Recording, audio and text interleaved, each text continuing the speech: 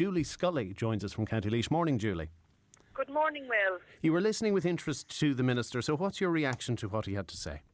Well, particularly the piece about likening this new export industry to the beef industry in Ireland just incensed me. My husband's a beef farmer, and my father was a beef farmer. I come from a long tradition of farming, and there is absolutely no similarity between the Irish indigenous beef industry and what is being proposed for the Midlands, with foreign investors coming in, putting up turbines, exporting energy and taking profits back to other countries. I suppose the analogy is that what is being created on the land in this case is electricity, which is being fed to the export grid. In that sense, is there not a similarity? Well, there's no similarity. I mean, saying that a huge metal industrial turbine represents the amount of people and time and effort that goes into rearing cattle in this country is an insult to farmers, to be honest. And to even call them farms and reference industrial structures like that to anything relation to Irish farming is an insult to Irish farmers and to the farming industry. Right, so you find that term offensive even? Absolutely. As the wife of a beef farmer, I absolutely find that offensive and in no way appropriate. And I think both the Minister and other people representing that particular project should cease to use that term, because personally it is offensive to people like ourselves who are just ordinary farmers who farm, and in a way that we link into the local economy. The vets come, treat our animals, we have to obviously grow fodder for them. We have a lot of connection into the local economy, farming our farm. But clearly, Julie, there are farmers who are not as offended or as insulted by that comparison because they are prepared to do deals with the energy companies. They're prepared to give their land for these projects. They're not doing deals for themselves. I'm not going to have my neighbour saying, I hereby, Joe Malone or whatever, apply to put up a turbine on my land for the sole purpose of exporting energy to the UK. The planning permission's gone in under foreign companies with bases in Ireland that are being used to represent them. They are not Irish farmers putting up wind turbines for producing electricity for the UK. No, but my point is they are profiting. These farmers will be paid for the use of their land. They're not profiting from generating electricity. They're profiting from leasing a piece of land, the same as they profited from selling land for sites back in the boom.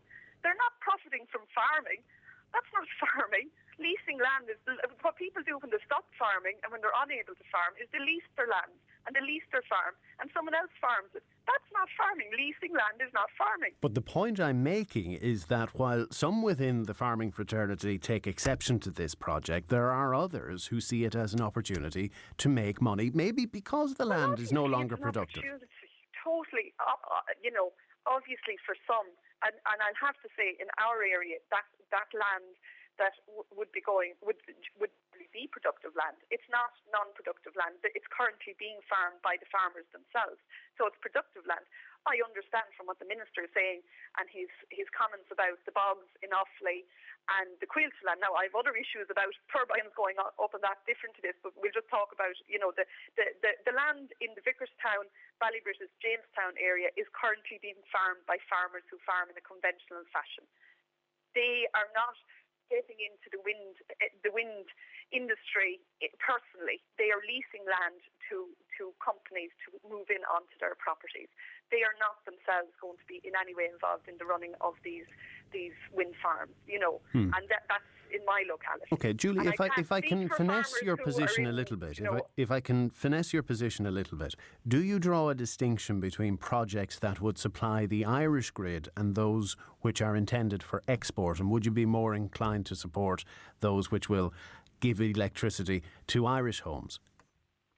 Well, I would only have a distinction in that I would only be supporting the Irish projects if it actually started reducing the energy, the electricity bills of people that are in Ireland. If it actually helps with, investment coming into Ireland in the likes of companies relocating to Ireland, because we would have favourable energy costs. Well, in asking the question, I'm thinking of Bordnamona, I'm thinking of Quilcha, I'm thinking of these domestic companies such as Bordnamona, Quilcha and so on. Domestic companies either. Oh gosh, Will, don't start me. I mean, well, Bord na wheelchair Mona leasing is a land domestic the same as company. a farmer, and this is like what went on with these public-private partnerships back during the boom. It's no different.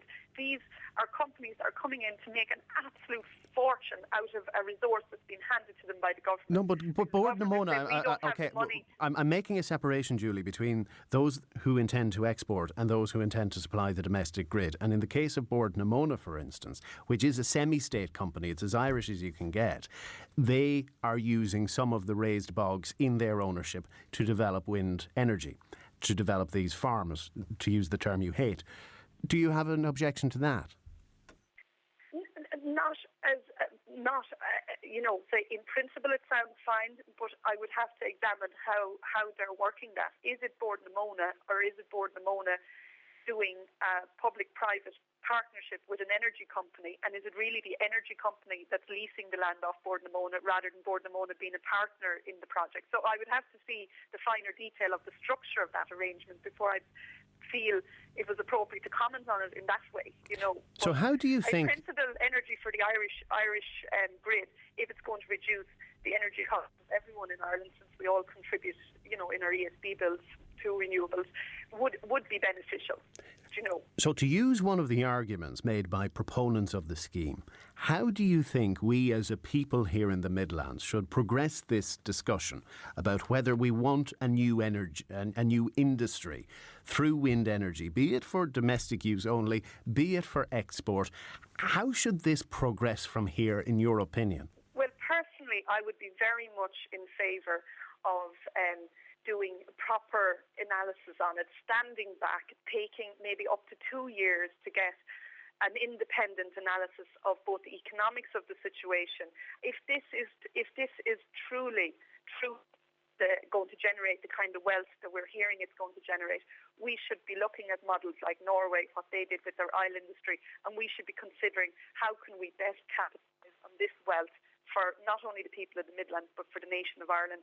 And I think 2 years would be just, would possibly even maybe not be long enough to do the kind of in-depth analysis. We don't need to make further economic mistakes in this country. We're in a big enough hole as it is. We don't need to go deeper. A few million euro, stand back for a period of 24 months and let's examine it very clearly. Julie, I've enjoyed talking to you tremendously. Thanks for being a part of our programme this morning. Joanne is calling from Road in County Offaly. Morning, Joanne. Good morning, Will. What's your view on this? Well, I'm a resident living in Road at the minute, and we have, I've started to look into this over the last 2 months, and we have 4 companies coming into Road with proposals to put these industrial turbines ranging from 156 metres high up to 185 metres high. And when you look at it on the map and you plot it all out, it actually looks like the whole of Road, the middle of Road, will be in the centre of this wind farm. And how do you feel about that? As you can hear, I'm very upset about it all. Firstly, that people aren't being informed of what is happening in their area. When I found out a few weeks ago, I felt it was important that people got informed. And how did you find out? Neighbours had said it to me. Some of the neighbours had said that some of the farmers intended to put turbines out the back, And had any of the companies knocked door to door, tried to consult in any way, or was this just the rumour mill in the community eventually proving that there was substance to it? Nobody had called to my door. In the last couple of weeks, Mainstream have been out, but this isn't the company I'm talking about. It's the company Green Wind, who are looking to put an application for 32 industrial turbines, 166 metres high at the moment. They were to lodge their application with Onboard Planala in July this month, but at the minute they haven't got SID status, so it's on hold for the minute. Yes, I have to confess I'm not familiar with that company. Are they intending to supply domestic electricity or export it? Do you know? They are saying they're intending to supply domestic. All right. Well, in that case, apparently it has nothing to do with the Energy Minister, so he told us earlier. It may not have anything to do with the Minister, but it does have to do with the people who are living in the Midlands. It's just an industrial turbine is an industrial turbine, be it for the Irish market or the UK market. So do you, as Henry Fingleton said earlier, do you feel Minister Pat Rabbitt needs to extend the scope of this strategic planning framework to include domestic projects as well as those intended for export? Absolutely. Absolutely. And again, if I can qualify your opposition, would you favour wind energy in a smaller form, on a lower scale, smaller structures, at greater distances, or are you blanketly opposing this? I'm not blankly opposing wind energy. I'm not knowledgeable enough on the topic to understand the benefits of it. But I do, as a resident who found out of what is proposed to go around, and by looking in myself onto the bigger picture of what we could end up living with here in Road, it's very frightening as a resident. And is it the health implications, the fear of that frightens you? Is it the impact on land values? Is it the visual injury to a scenic area, a nice part of County Offaly? Is it the uncertainty of not knowing what all of this means? What frightens you the most? It's a combination of them all. I suppose one of the main things is one of the children next to me is deaf and has hearing aids in. So the noise from this is where we started to look at first. Would that have any effect on a hearing aid? Would it interfere? We started to try and find out information. We've asked Element at their open day. They took the details and they said they would get me a report that would reassure me. I have received nothing, no information back. I want a full study, full research into the health effects for starters, because the last thing we want is to surround something around the village and maybe people get sick from it. There's plenty of people suffering around the world complaining of health effects. They're not being taken seriously. Well, if you visit, for instance, energybridge.ie, which is the mainstream site, they have some questions which they depict as facts in relation to health, and they reference studies that were carried out, and they are of the view that there are no health effects. But there are dissenting scientific views as well. Professor Alan Evans from the Centre of Public Health at Queen's University in Belfast, he's quite a prominent dissenter, and he suggests that there's a large body of evidence to suggest wind turbines disturb sleep. And you can talk to that couple in Roscommon, for instance, who had to move out of their house briefly because a turbine was located nearby. So there's no clear consensus, and I'm not sure if you're going to get that on the area of health. So what level of certainty do you want? I want people to be reassured by however means possible that they are not going to suffer as a result of this coming in to the community. Nobody has given me any guarantees. And quite reasonably you want them. Joanne, thank you very much for talking to us and being a part of the programme this morning. Okay, thank you. We could continue practically all morning on this very subject, and it is a matter we're going to come back to very soon on Midlands 103. You can continue to take part by calling the 24-hour Midlands 103 reaction line. I'll give you that number. It's 057 93 17197, and you can leave your message 24 hours a day on that line. 057 93 17197.